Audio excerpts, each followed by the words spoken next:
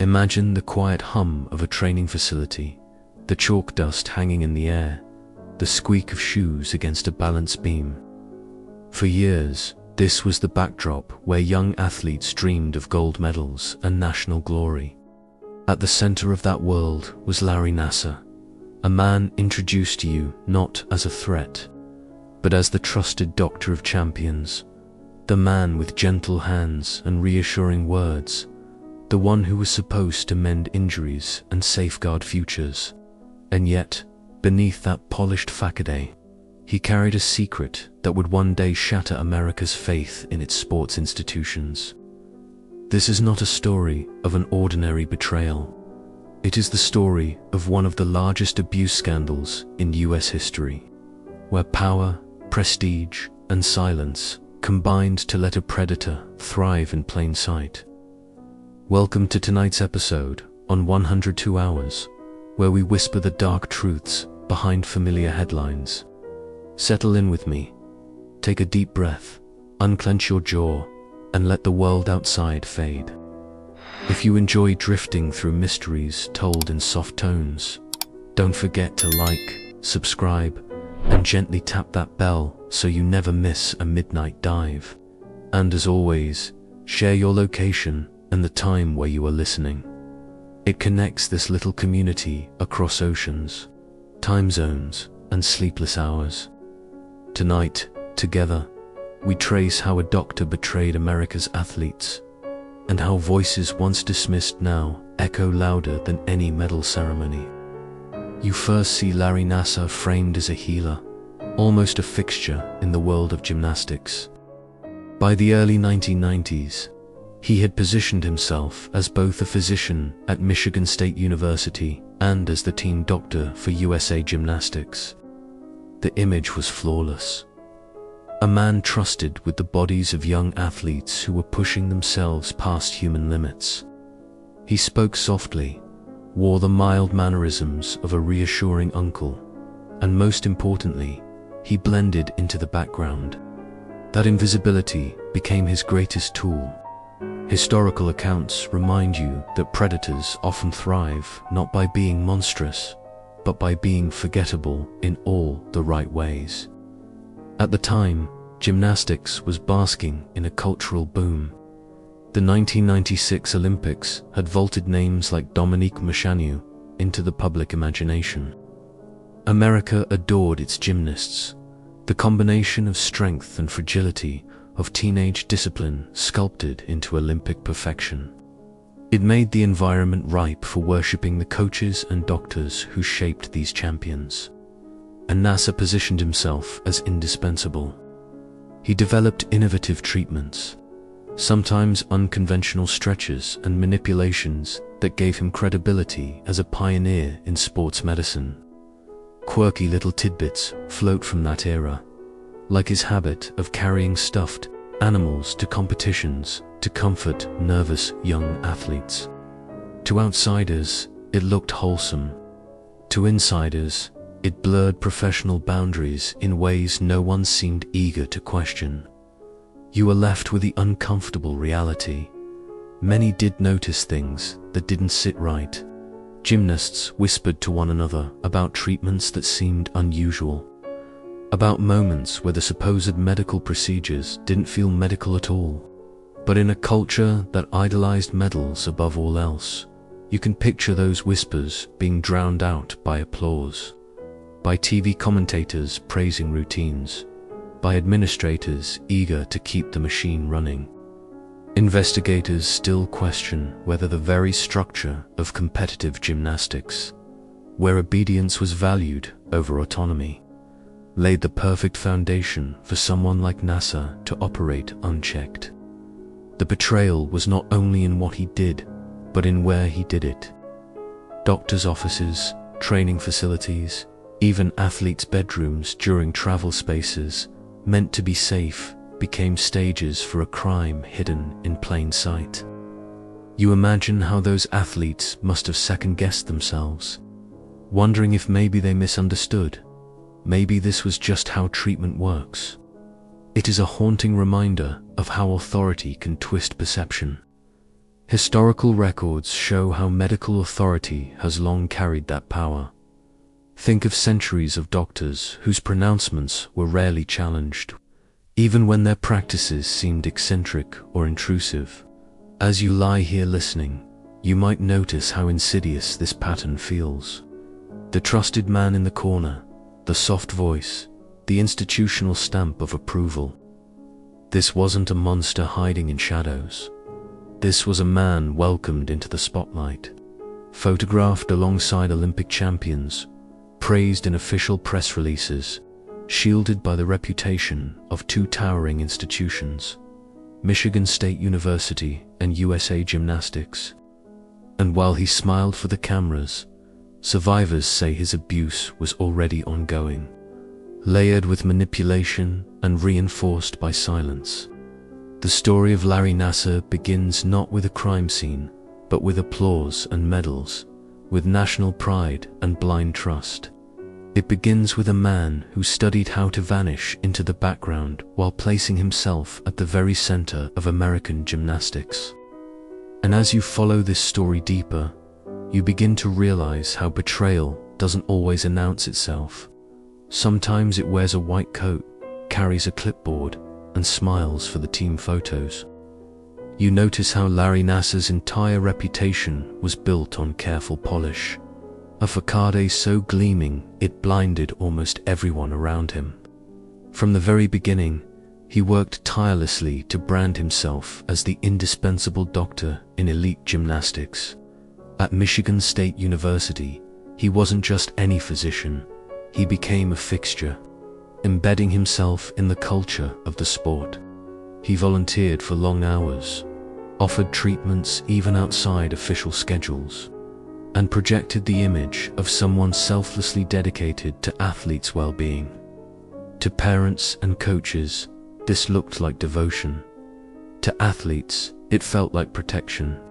And to Nassar, it was camouflage. During the 1990s and early 2000s, Nassar's star only grew brighter. His position at USA Gymnastics gave him access to the most celebrated athletes in the country, including members of the Olympic teams. He earned glowing praise in magazines and at sports conferences, often being described as innovative, approachable, and deeply caring. Historical notes remind you that this period coincided with a surge in America's obsession with sports medicine, a new frontier where specialists who could prolong careers or prevent injuries were treated like miracle workers. Nassar wore that mantle comfortably, collecting trust like it was currency. There were quirky sides to his persona that people remembered fondly at the time. He was known to crack corny jokes with athletes, and he often performed simple magic tricks to put nervous children at ease before treatment. In the harsh world of competitive gymnastics, where coaches barked orders and pressure weighed heavily, Nassar's gentle humor stood out. That disarming charm became his strongest shield. You can imagine parents thinking, what harm could come from a doctor who treats your child and makes her laugh at the same time? But polished reputations don't form by accident. Behind the scenes, Nassar was strategic. He maintained relationships with coaches who valued his availability, often traveling with teams and inserting himself into training schedules. He became the man who was always there, reliable, constant, woven into the daily rhythm of gymnastics life. Institutions leaned on him heavily because he didn't just fix injuries. He kept their stars in the game, ready to compete. Investigators still question whether administrators overlooked complaints because they simply couldn't imagine losing such an asset, or whether willful ignorance became a cost of chasing medals. The institutions around him amplified the shine. At Michigan State, his role as a faculty member gave him academic legitimacy. At USA Gymnastics, his proximity to Olympians placed him in the orbit of national glory. Each affiliation added another layer of armor around his image. When parents or young athletes felt uneasy, They had to weigh their doubts against the gleaming resume. Team doctor, university faculty, respected researcher, trusted by America's champions. And for many, the credentials drowned out the discomfort. You can feel how the culture itself made this possible. Gymnastics has long demanded absolute discipline from athletes, often beginning in early childhood. These young competitors were taught to trust authority, to listen without question, to prioritize success over their own feelings. Against that backdrop, Nassar's polished reputation was more than personal, it was institutional. He was the embodiment of everything young gymnasts were told to believe in: authority, expertise, and the promise that pain had a purpose. Looking back, you recognize how dangerous that polish was. It gave him not just access, but insulation.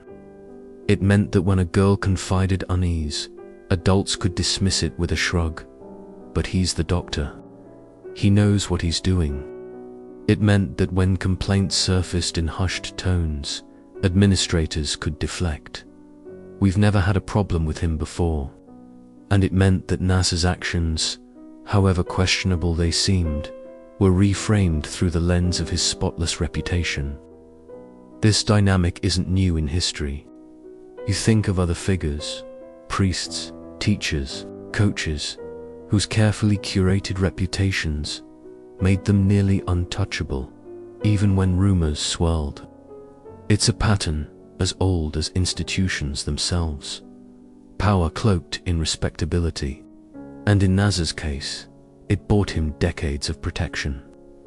As you drift with the story, you can see how this polished image wasn't just about ego, it was strategy.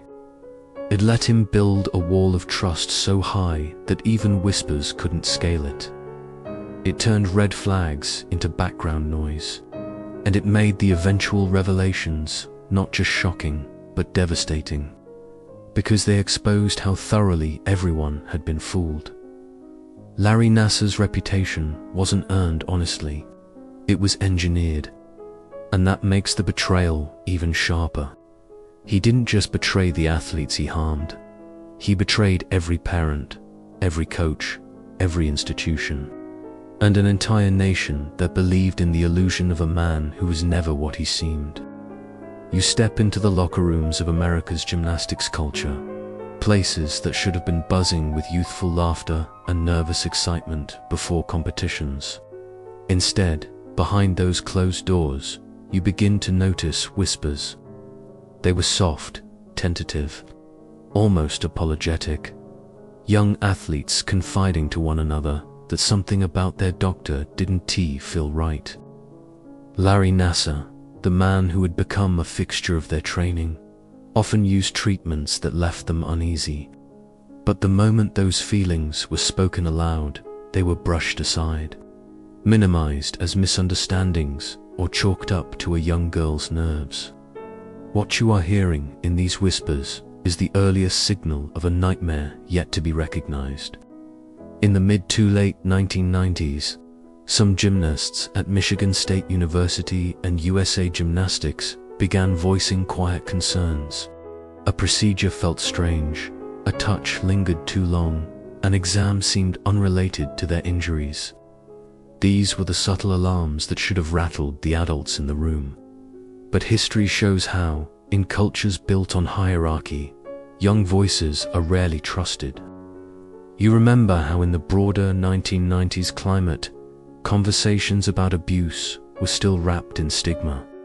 Children were often reminded that doctors knew best, and athletes were taught that discomfort was part of training. In that world, a complaint about the trusted team physician felt almost impossible to validate.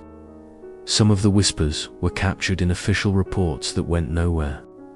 At Michigan State, athletes came forward more than once.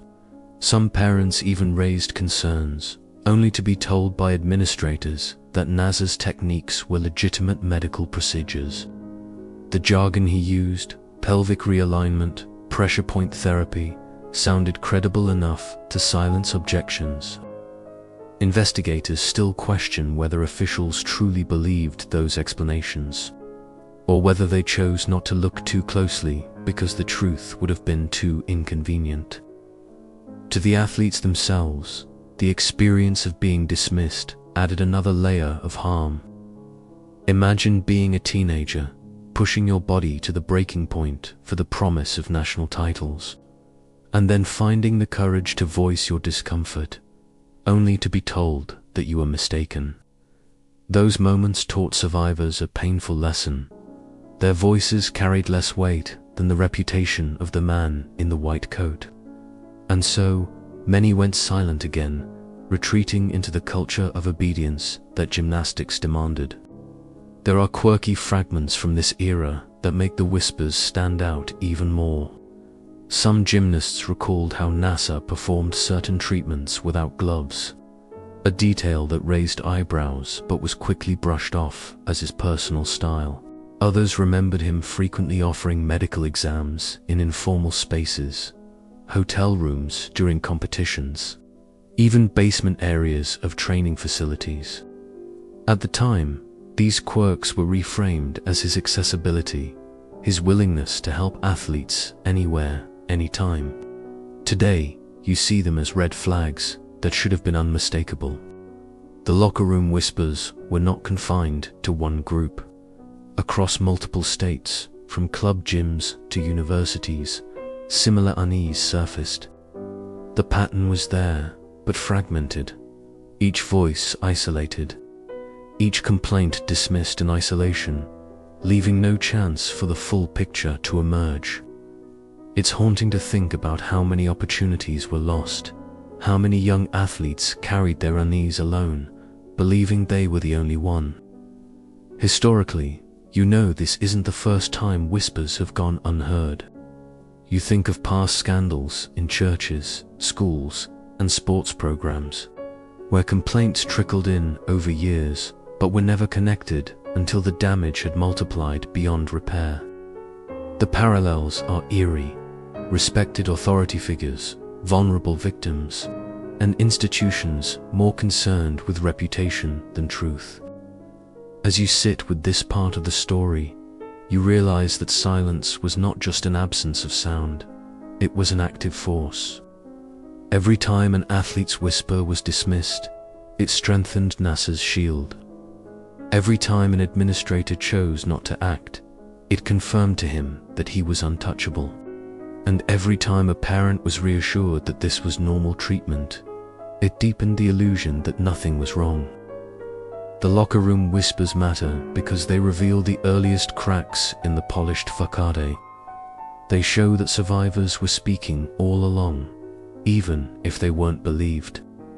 They remind you that the truth was never completely hidden. It was simply ignored. And as you follow these whispers forward, you begin to understand how a culture of silence, deference, and misplaced trust allowed one man's betrayal to stretch across decades.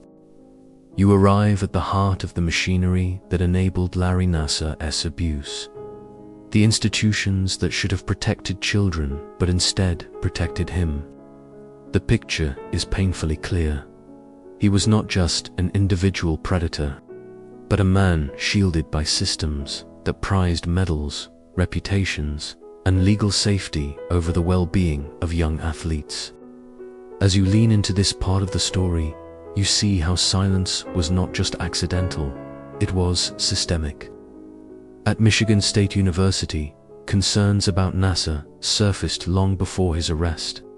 Students and gymnasts had filed complaints as far back as the 1990s, describing treatment methods that made them uncomfortable. But MSU officials repeatedly concluded that his practices were legitimate.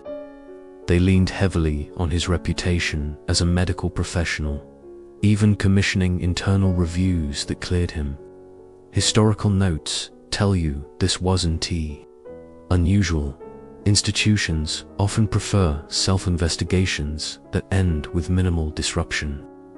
For MSU, removing Nassar would have meant scandal, lawsuits, and scrutiny. Instead, they chose containment. USA Gymnastics followed a similar pattern. Reports show that by 2015, officials were aware of allegations but failed to notify law enforcement immediately. Instead, they quietly cut ties with Nassar, allowing him to retire with dignity while he continued practicing at MSU. Investigators still question whether those decisions were motivated by legal caution, financial risk, or simply a refusal to believe that their celebrated doctor could be dangerous. Whatever the reason, the outcome was the same. More young athletes were exposed to him, even after red flags had been raised. The FBI's handling of the case adds another layer to this institutional failure. In 2015, complaints reached the Bureau, but the investigation stalled for over a year. During that gap, Nassar continued seeing patients. Later reviews condemned the FBI's mishandling, and survivors received settlements from the Department of Justice acknowledging the harm caused by those delays. You can't help but feel the chilling weight of that pause. A single year, yet enough time for countless additional violations. It is in these choices, or non-choices, that you see the architecture of protection. Each institution, when faced with whispers and complaints, defaulted to defending itself. University administrators worried about liability, sports officials about public image, law enforcement about procedure. And in that maze of self-preservation, the voices of children were silenced again and again. Even small quirks of bureaucratic culture contributed. At MSU, some complaints were routed through risk management officers rather than criminal investigators, turning matters of abuse into insurance issues. At USA Gymnastics, leaders kept handwritten notes but failed to create official records, leaving a paper trail deliberately thin. These little details might seem mundane, but together they formed a shield as effective as any deliberate cover-up. The historical resonance is striking. You recall how institutions in other eras, from churches to schools, have chosen denial over disclosure. Protect the name, protect the funding, protect the legacy, and always it is the vulnerable who pay the price. Nassar's story is not just about what one man did, it is about what powerful systems allowed him to keep doing.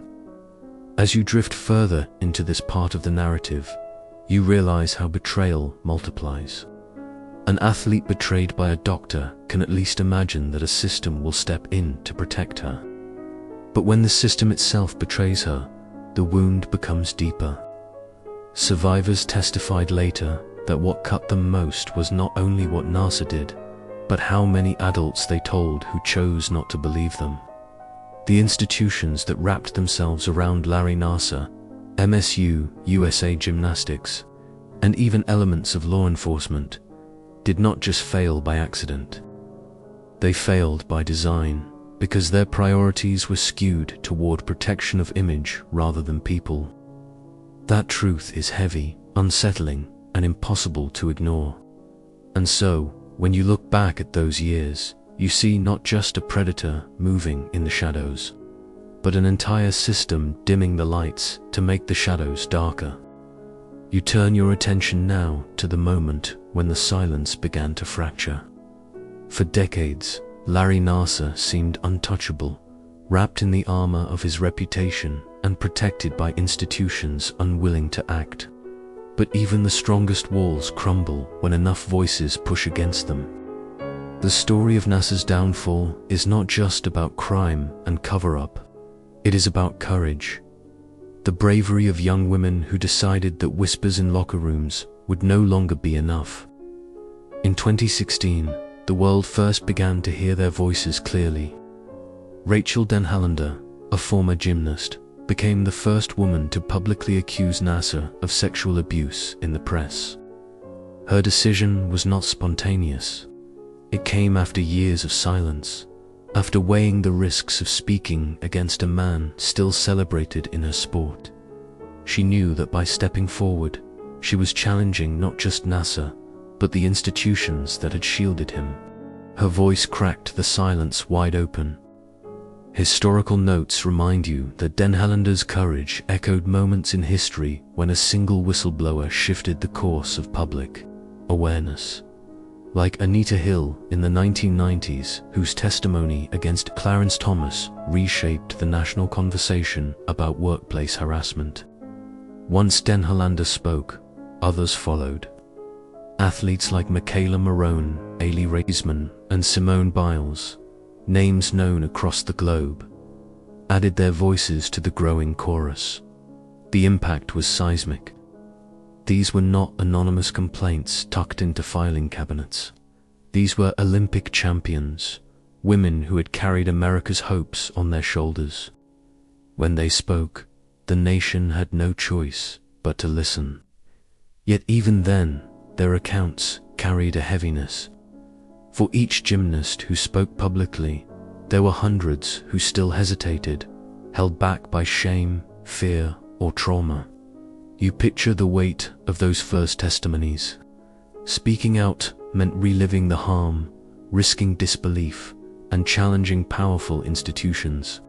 Some of the survivors described being told that accusing Nassar would ruin their careers, that no one would believe them, or that they would be blamed for misunderstanding. To step into the spotlight meant shattering those threats and reclaiming their voices. Investigators still question whether the timing of these revelations, arriving only after decades of silence, could have been much earlier, if even one institution had chosen to listen sooner. There were also quirky and memorable moments in how the survivors made their stand. Some athletes turned to social media, posting raw, personal statements that bypassed institutional filters. Twitter threads and Instagram posts became rallying cries, connecting survivors who thought they were alone. This digital dimension gave the movement a reach and immediacy that was impossible in earlier decades.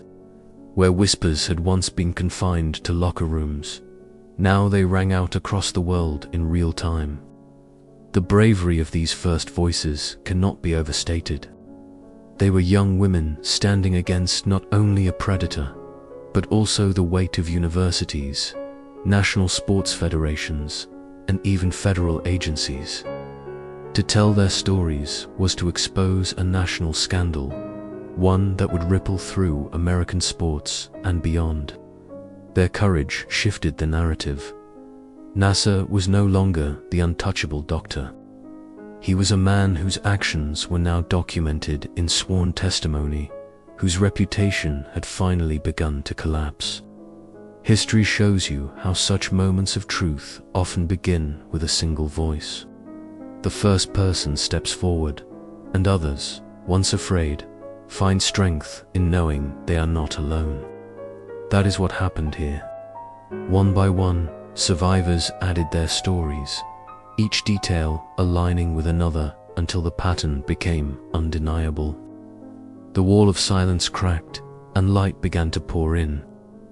You realize that without these brave voices, the story of Larry Nassar might have remained buried, a secret hidden behind institutional doors.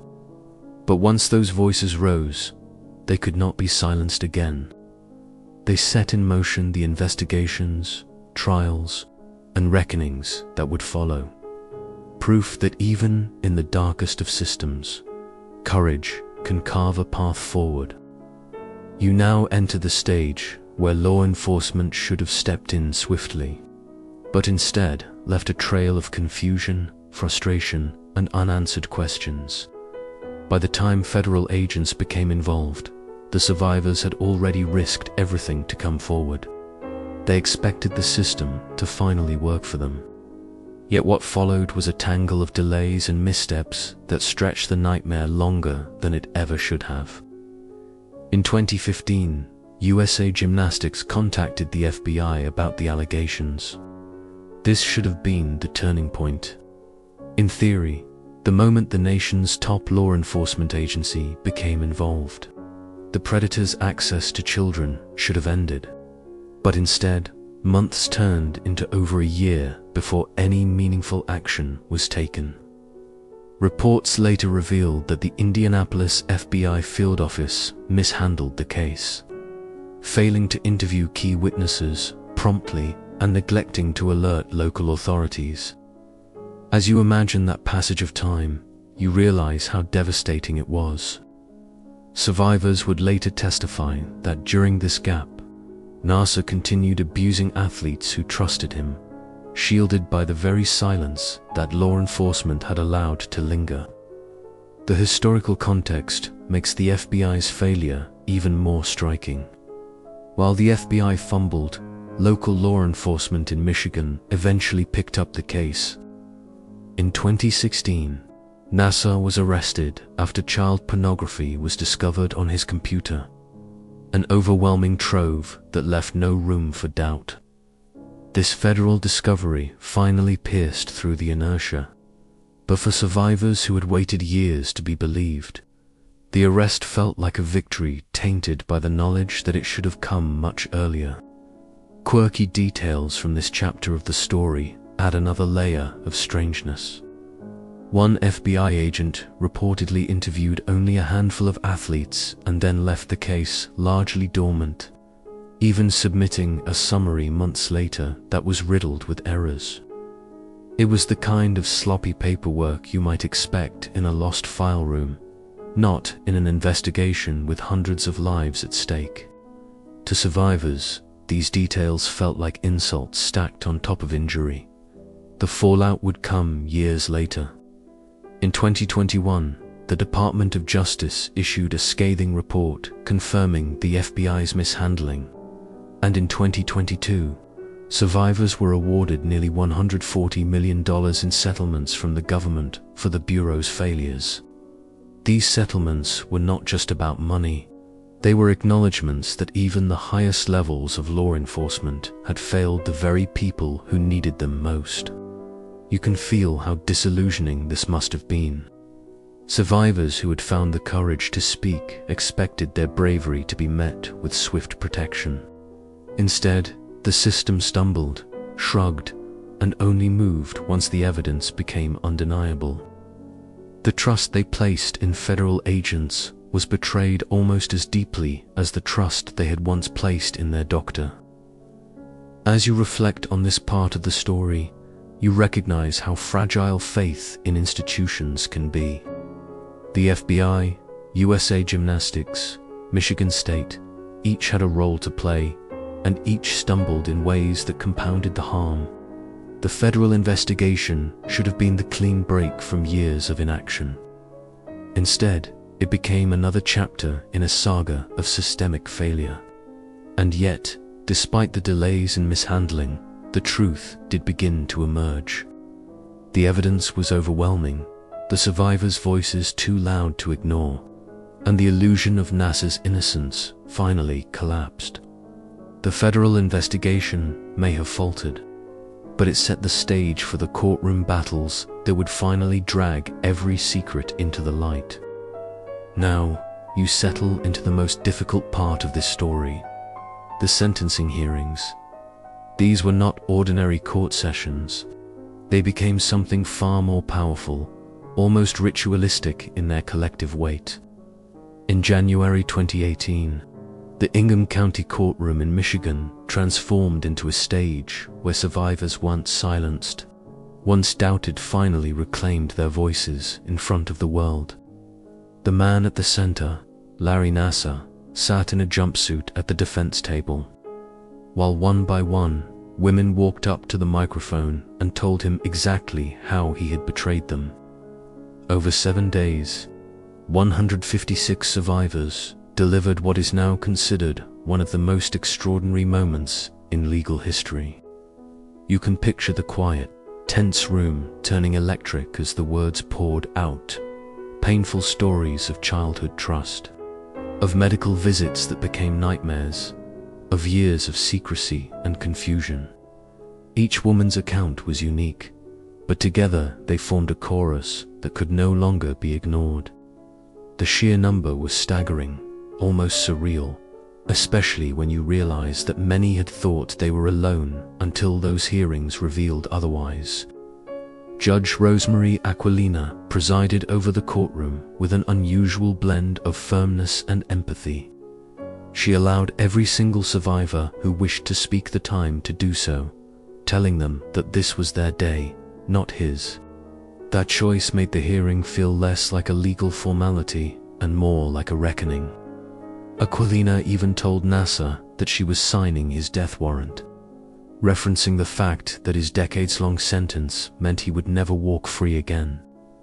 Some found her remarks too blunt for judicial decorum, while others saw them as cathartica, public recognition that the damage inflicted was too great for polite restraint.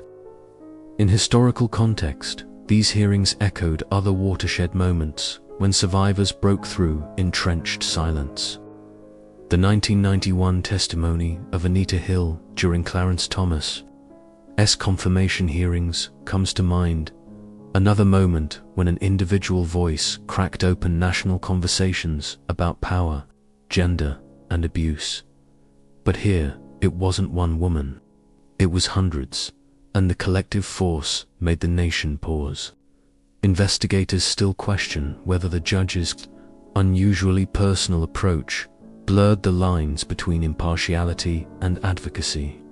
But the survivors themselves largely embraced her as someone who finally gave them dignity. One quirky detail from the hearings still stands out. Olympic champion Raisman delivered her victim impact statement staring directly at Nassar, her tone calm, but cutting, telling him, "You are nothing." She then reminded the world that survivors didn't need to hide in shame anymore. The way she chose to address him directly, while other gymnasts refused to even glance his way, reflected the different strategies of coping. Some found power in confrontation, others in withholding attention. Both choices carried weight. The sentencing itself left no ambiguity. Nassar received 40 to 175 years in prison for criminal sexual conduct charges in Michigan, on top of his 60-year federal sentence for child pornography. For practical purposes, it was a life sentence. As Judge Aquilina put it, "I just signed your death warrant." The words linger, almost cinematic, and yet they marked something real. The end of Nassar's ability to hurt anyone again. But the hearings were not only about one man's punishment.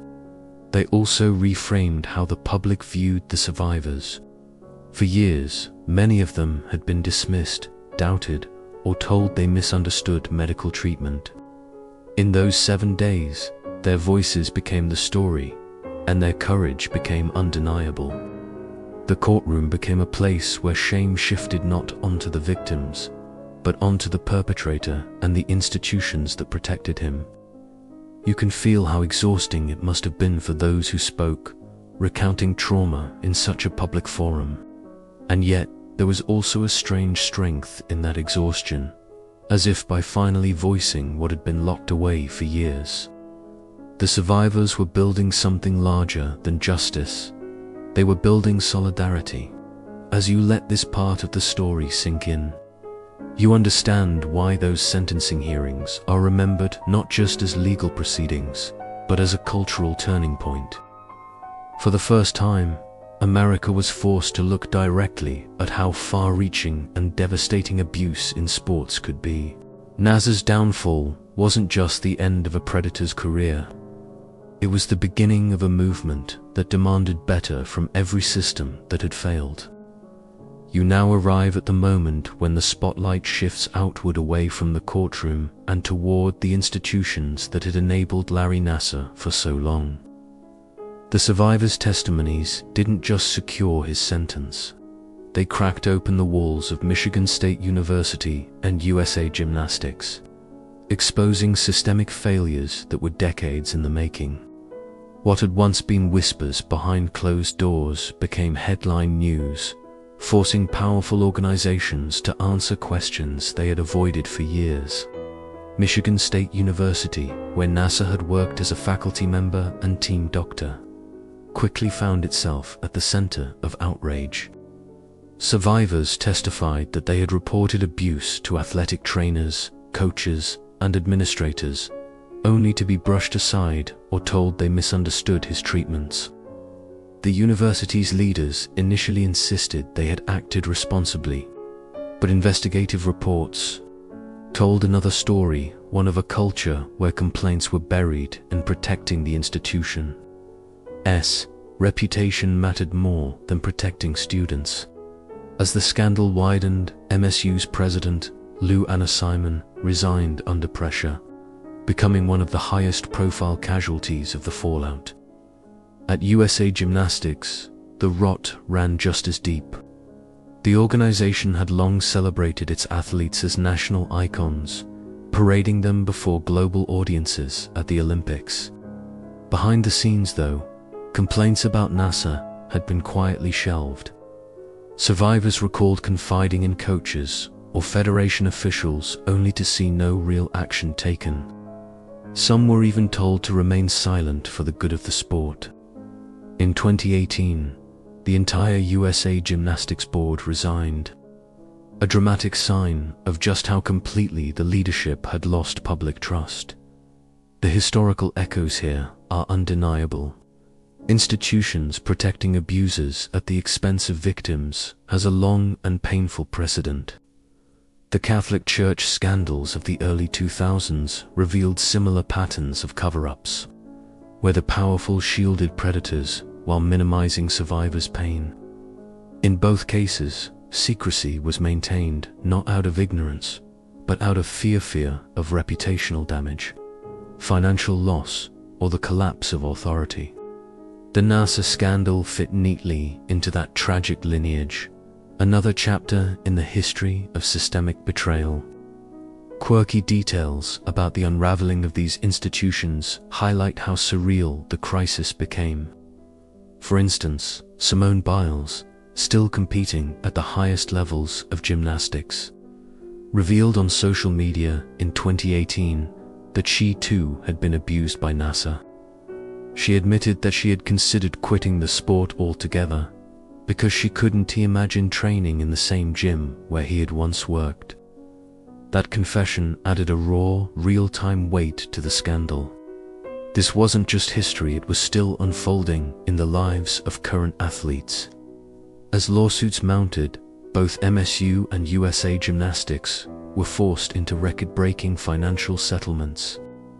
Michigan State agreed to pay $500 million to more than 300 survivors, the largest settlement ever reached in a sexual abuse case involving an educational institution. USA Gymnastics later filed for bankruptcy and in 2021 settled for $380 million. These figures weren't just financial penalties, they were symbolic acknowledgments of catastrophic institutional failure. But the money didn't erase the damage. Survivors often described the settlements as hollow victories, necessary steps, but ones that could never balance the years of lost trust, broken careers, and stolen childhoods. Instead, they framed the settlements as leverage, a way to force institutions to enact reforms that might prevent future abuse. You can see how this stage of the story deepened the national reckoning. It was no longer just about one predator. It was about systems that valued medals, prestige, and image more than the safety of children. The hearings and investigations revealed how predators thrive, not simply because of their own cunning, but because institutions give them room to operate. As you reflect, you realize this wasn't just an American scandal, it carried global resonance. Around the world, sports federations and universities began examining their own practices, asking uncomfortable questions about accountability. The downfall of Michigan State and USA Gymnastics was not just a local reckoning. It was a warning flare to every institution that thought it could bury complaints and outlast the truth. You now enter the courtroom once more, but this time it is not just about testimony, it is about reckoning. Sentencing day arrived in early 2018, and for Larry Nassar, the consequences of decades of abuse were about to be formalized. The atmosphere was electric, a mix of tension, grief, and vindication. Survivors, many of whom had spent years carrying their trauma alone, filed into the Ingham County courtroom in Michigan, determined that their voices would be heard one last time before a man who had harmed them would face the full weight of justice. Judge Rosemary Aquilina had already made her stance clear. She intended to hear from every survivor who wished to speak. Over 7 days, she listened to 156 individuals deliver impact statements, transforming the courtroom into a sacred space of acknowledgement and accountability. You can almost feel the intensity of each statement, the careful pauses, the suppressed tears, the raw emotion released after years of silence. This was not just legal procedure. It was a moral reckoning, a public confrontation of unimaginable betrayal. Each statement shared something deeply personal: the long-term psychological effects, the loss of trust, the impact on athletic careers, and the disruption of family life. Survivors described sleepless nights, anxiety, and fear that had lingered long after Nassar's appointments ended. They detailed how their bodies, once instruments of Olympic dreams, became reminders of abuse. And yet, within those stories, there was also defiance, a declaration that they would no longer be silenced, that the truth would outlive the predator's carefully constructed facade. Investigators still question whether any courtroom in history has ever hosted such a concentrated outpouring of survivor testimony, with each story reinforcing the weight of the others. Quirky but telling moments punctuated the hearings.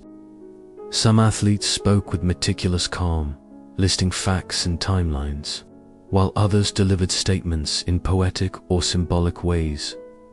One gymnast held a folded leotard as a visual representation of the innocence stolen from her. The mixture of analytical and emotional testimony underscored the diversity of experience and coping strategies, yet all conveyed the same central truth. Larry Nassar had betrayed their trust, and the damage could not be undone. When it came time for sentencing, the magnitude of the punishment reflected both the individual crimes and the broader systemic failure. Nassar received 40 to 175 years in Michigan State Prison for criminal sexual conduct, effectively a life sentence. On top of that, he was already serving a 60-year federal sentence for possession of child pornography. Judge Aquilina's words were stark. "I just signed your death warrant."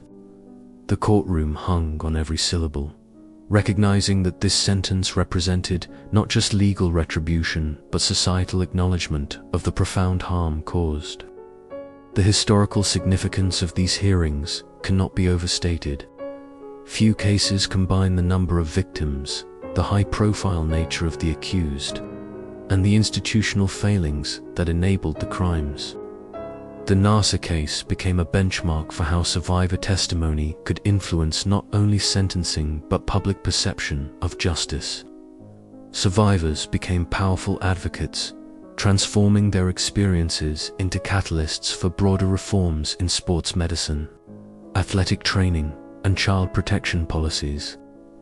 You can sense how these proceedings also reshaped the public's understanding of trauma. The hearings highlighted the enduring consequences of abuse, mental health struggles, disrupted careers, and shattered trust in institutions once deemed safe. By allowing survivors to narrate their experiences in their own voices, the court created a rare moment where emotional truth was acknowledged alongside legal judgment. By the end of sentencing day, Larry Nassar had lost more than freedom. He had lost the shield of invisibility and institutional protection that had allowed him to operate for decades. And for the survivors, this was both an ending and a beginning, the conclusion of a legal battle, but the start of reclaiming their lives, their voices, and their sense of justice. You now step into the reverberations that followed Nassar's convictions, the fallout that reached far beyond a single courtroom. What had been a private horror for countless young athletes became a national conversation about accountability, institutional failure, and the systemic vulnerability of children in competitive sports. You can feel how every headline, every resignation, every lawsuit extended the consequences of Nassar's crimes beyond the individuals involved to the very organizations that once protected him. Michigan State University faced intense scrutiny. In addition to the resignation of President Lou and Simone, other top administrators were forced to step down, and internal reviews revealed decades of mismanagement and willful neglect. Lawsuits poured in, eventually leading to the record $500 million settlement with more than 300 survivors. For USA Gymnastics, the repercussions were equally seismic. The organization's entire board resigned, and the federation filed for bankruptcy in order to restructure and address the claims against it. The settlement later reached $380 million, underscoring the financial and reputational cost of years of inaction. The impact extended into federal oversight and regulatory reform. Lawmakers demanded stricter reporting requirements for sexual abuse allegations, particularly in youth sports. Policies were updated to ensure that coaches, doctors, and administrators could no longer remain silent, and that complaints would be routed immediately to law enforcement. These measures were aimed at preventing a repeat of Nassar's abuses, creating a more transparent and accountable system. Investigators still question whether the reforms are fully sufficient, or if institutions will find loopholes that enable future predators. There were also smaller, more human ripple effects.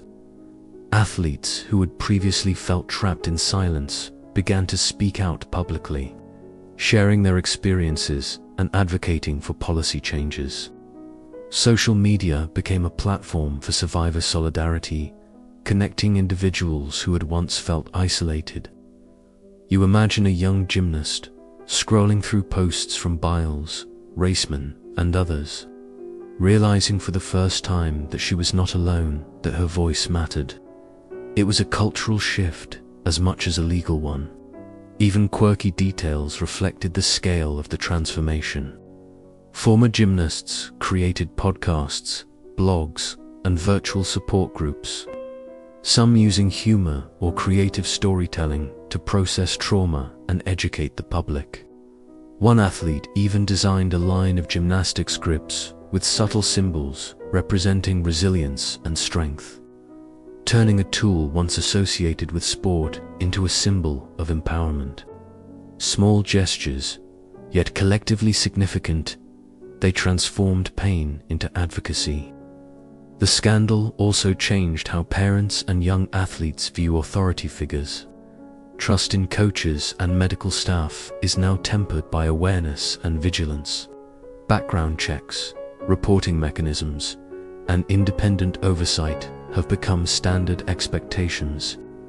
Parents demand transparency, athletes are encouraged to speak, and the culture of unquestioning obedience in gymnastics has begun to shift. You can see how the Nassar case extended far beyond his prison sentence. It exposed failures at the highest levels, triggered institutional reform, and gave survivors a voice that continues to influence policy and culture. The story no longer belongs solely to those directly harmed.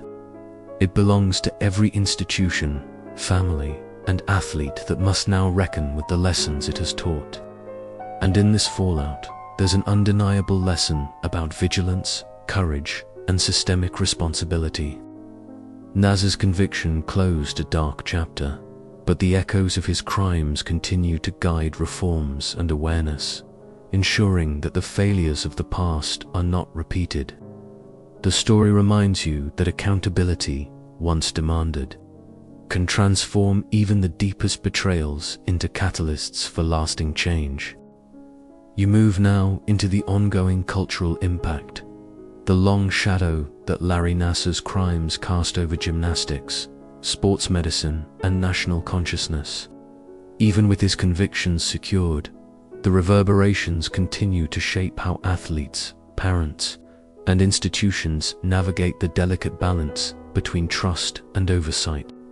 It is here, in the aftermath, that you can see both the pain and the progress. The most immediate effect has been the empowerment of survivors. Their courage has set a precedent. Abuse, no matter how long concealed, can and will be exposed. Social movements, inspired in part by the #MeToo era, provided a framework for speaking out, but Nassar's case amplified it in a highly visible way. From coaches to medical staff, every authority figure now faces heightened scrutiny.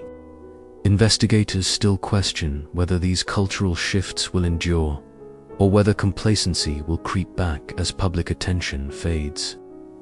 USA Gymnastics and other sports organizations have implemented stricter safeguarding measures. Independent compliance officers monitor training environments. Mandatory reporting protocols are enforced, and abuse prevention education is now standard for athletes, parents, and staff. It's a structural change that, while overdue, represents a significant step toward rebuilding trust. Even more nuanced shifts have taken root. Athletes now have channels to confidentially report concerns, and whistleblowers are actively encouraged and protected.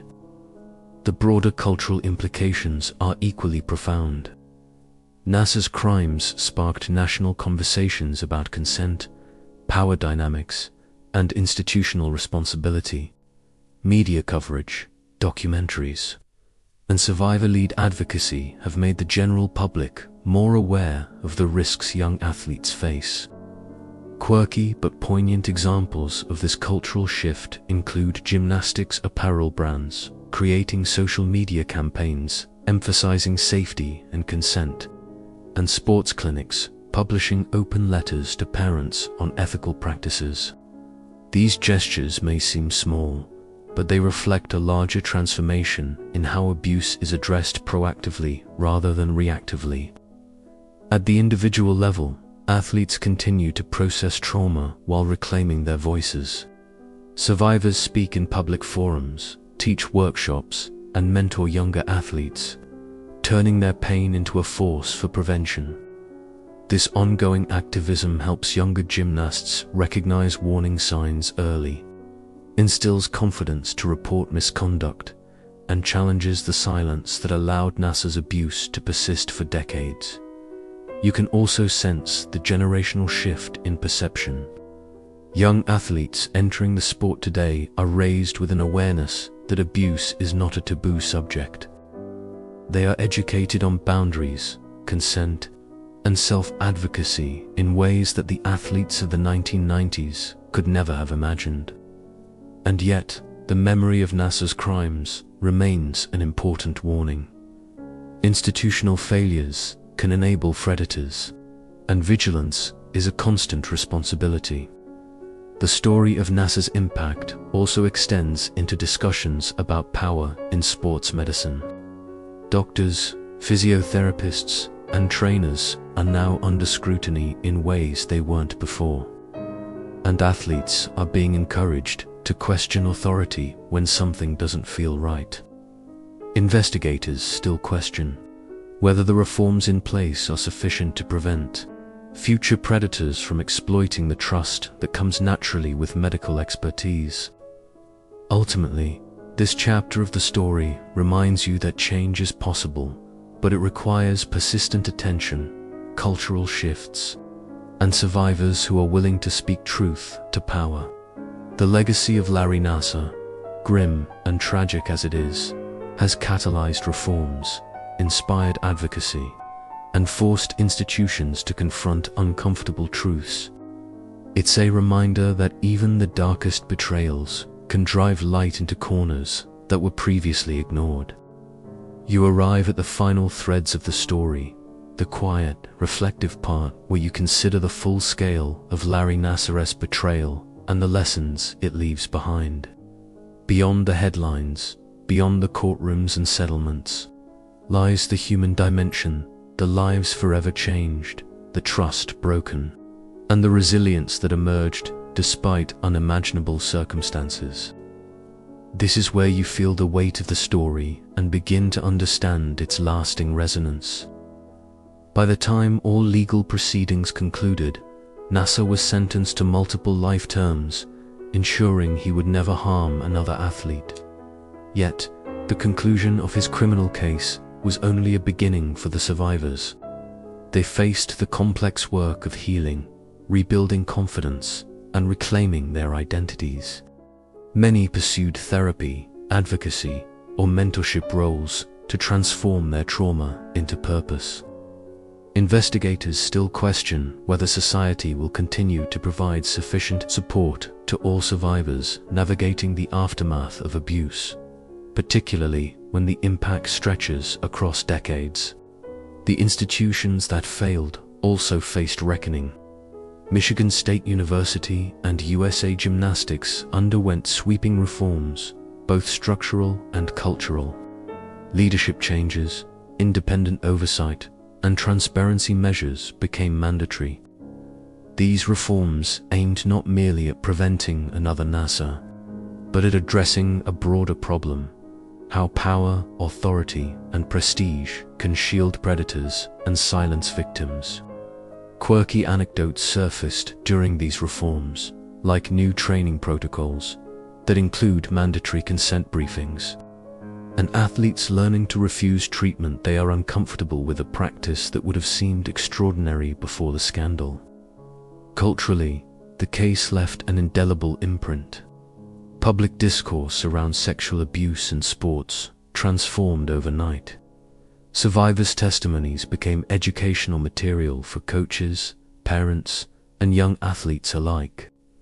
The term safeguarding entered the lexicon of sports training, and questions about accountability became standard in interviews, board meetings, and policy discussions. The ripple effect is global.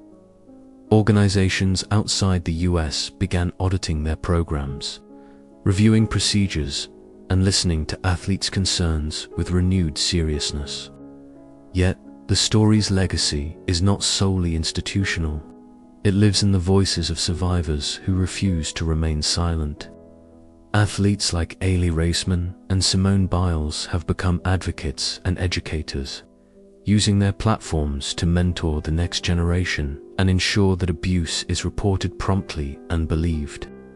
Even seemingly small acts, speaking at a local school, mentoring a young gymnast, or sharing a personal narrative, contribute to a culture that challenges silence and demands accountability. You also notice a subtle, ongoing societal shift. Awareness of the intersection of trust, authority, and vulnerability. Parents and guardians are more vigilant, athletes more empowered to question their environment, and institutions more aware that negligence carries consequences. The Nassar case is frequently cited in academic studies, policy reform debates, and journalistic investigations as an example of both failure and resilience. In reflection, the story leaves you with a complex mixture of sorrow, outrage, and cautious hope.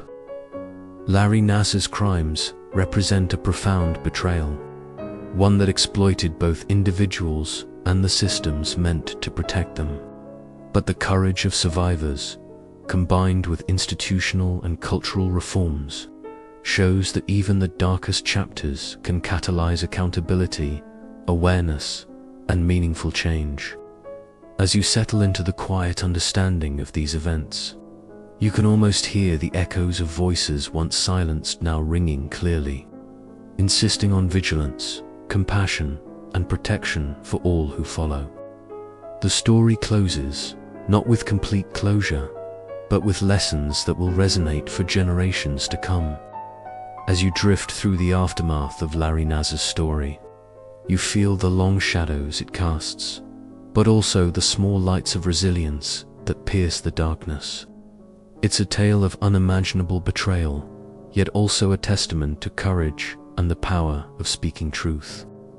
Survivors who once whispered in locker rooms now have voices that command attention, shaping policy, culture, and awareness in ways that ensure future athletes are safer. Their stories remind you that even in systems that fail, individual bravery can ignite transformation. Institutions once complicit or negligent have been forced to reckon with their failures. Michigan State University, USA Gymnastics, and law enforcement agencies now face ongoing scrutiny and reform. Procedures for reporting abuse have been strengthened, independent oversight has become the norm, and a culture of vigilance has slowly begun to replace a culture of silence. The message is clear. Accountability is not optional, and trust, once betrayed, must be earned through transparency and reform. At a personal level, you recognize how survivors have reclaimed agency, turning trauma into advocacy. They mentor, educate, and empower younger athletes, ensuring that the lessons of this dark chapter are embedded in everyday practice. Awareness of boundaries, consent, and institutional responsibility is no longer abstract, is a lived, actionable reality for communities, coaches, and families. In the quiet moments, you reflect on the duality of this story. It is both a cautionary tale and a beacon of hope.